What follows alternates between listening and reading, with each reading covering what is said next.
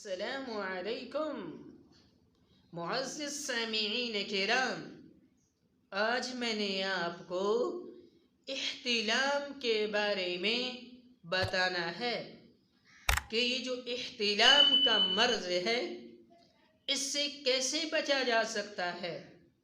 دیکھیں، یہ مرض احتلام کا جو ہے اس میں 100 میں سے ہر دوسرا تیسرا آدمی اس کی لپیٹ میں آیا ہوا ہے۔ جوانی میں یہ مرض ہو جاتا ہے۔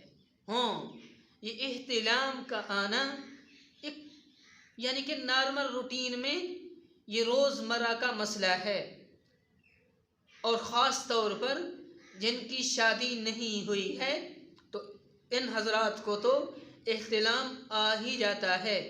ہفتے میں بھی آ جاتا ہے، 2 دن کے بعد بھی آ جاتا ہے، 3 دن کے بعد بھی آ جاتا ہے، یعنی بعض اوقات یہ احتلام کی بیماری ہو جاتی ہے۔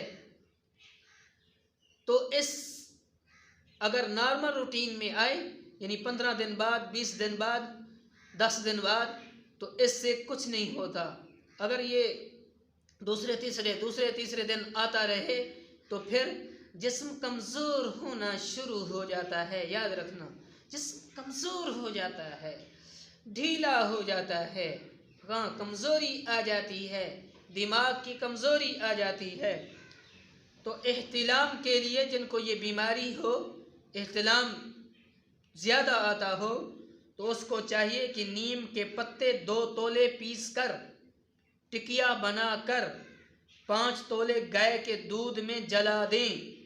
اس طرح خالص کیے ہوئے گھی کو روزانہ استعمال کرنے سے فائدہ ملتا ہے۔